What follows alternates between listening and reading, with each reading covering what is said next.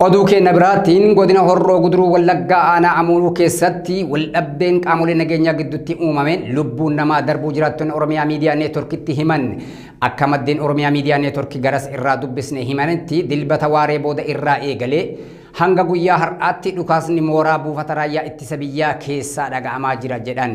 Ka'umsi dhukaasichaa qaamolee nageenya poolisii Oromiyaa fi milishootaatiin Oromiyaa yaalii isaan haleellaa finxaaliyyii hawaasaa irraa ittisuuf taasisan akka dhaabaniif gaaffii raayyaa ittisa biyyaa irraa isaaniif dhihaate hordofee ta'uu maddeen Oromiyaa Miidiyaa Neetworkii himaniiru. Dabalata qabna.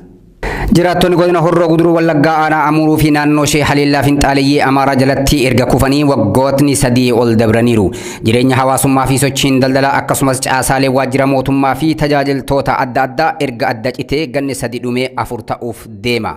Haleellaan hidhattoota faannoo daangaa ce'anii qonnaan bultoota Oromoo irratti raawwatan kun akka hammaachaa dhufus mootummaan dhimmicha tasgabbeessuuf qophaa'aa akka hin taanetu himama.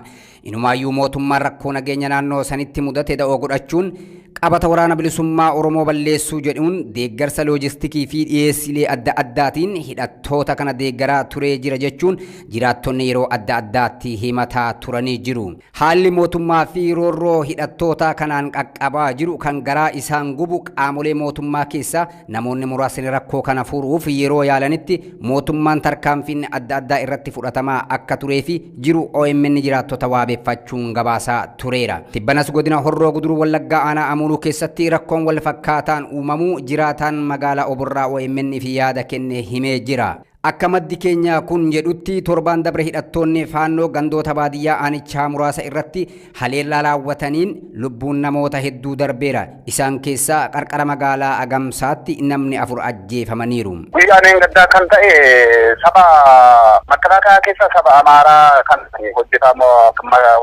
qaama mootummaati. Milishaanis qaama mootummaa Oromoo ta'e maaliif finxaaleeyyiin deemtanii adamsi eegduu magaalaa galtuu haarukkutti uummata Oromoo kan jedhamu reericha qabate makalaakaa Amaaraa. Kanaaf milishootaa fi duukaarree deebi'uu dide jennaan warra rukkutanii amma nageenyi kun baay'ee ulfaatee uummanni yaaddoo keessa jira. Haleellaan torbaan darbe raawwatame kun bakka makalaakayaan jirutti ta'uu isaa kan himan maddeen miseensonni raayyaa ittisa biyyaa qabata nagaa eegsisuutiin bakkichi buufatanii osoo jiranii taateen kun akka raawwatame ragaa ba'u.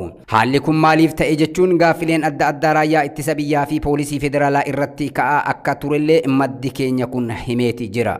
Hawaasni Oromoo hidhannoo maleeyyii ta'an haleellaa kana ofirraa akka hin ittisneef qaamoleen federaalaa fi raayyaan ittisa biyyaa dullaan osoo hin hafin qonnaan bultoota irraa akka guurantu himama. Haalli kun kan isaan mufachiise milishoonni gandaa fi poolisiin idilee Oromiyaa akkasumas miseensota raayyaa ittisa biyyaa keessaa kanneen Oromoo ta'an gara ummataa goruun qaamolee hidhattoota haleellaa raawwatanii hanga ittisuun hin danda'amnetti hawaasa Oromoo irraa meeshaan hiikamuu hin qabu jechuun akka mormaa turanis maddi keenya kun himee jira. Akka namni odeeffannoo nuuf kenne kun jedhutti raayyaa ittisa biyyaas ta'uu poolisiin federaalaa naannicha jiran qabata ajaja olii dhufe jedhuun qaamolee nageenyaa Oromiyaa gara hawaasaa goran irraallee meeshaa hiikuuf yoo yaalan walitti bu'iinsi guddaan akka dhalatuuf sababa ta'eera. Kanadha malee rakkoon jiru baay'ee rakkoo guddaa jira. Saamamni yeroo hundaa duuti yeroo hundaanoo sinii yaaleen dadhabee guyyaa torban darbe keessatti fi Agamsarratti finxaaleeyyiin nama 4 battaluma utumanni qotatee jiru saba Amaaraa kuni ajjeesani. Kun immoo odeeffannoo isaa Agamsarraa kan hin dhaga'e qaama mootummaa makalaakaa mootummaa kan jedhamudha.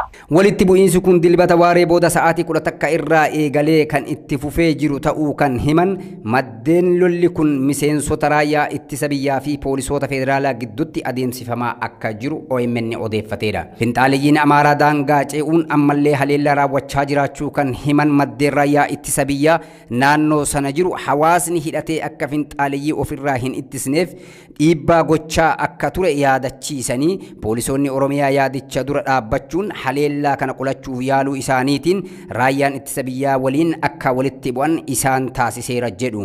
Jiraattonni aanaa Amuuruu magaalaa Oborraa fi naannoo ishee yaaddoo keessa jiraachuu himanii taatee mootummaan raawwachaa jiru mootummaan haleellaa hidhattoota finxaaleeyyii kana duuba jiraachuu isaaf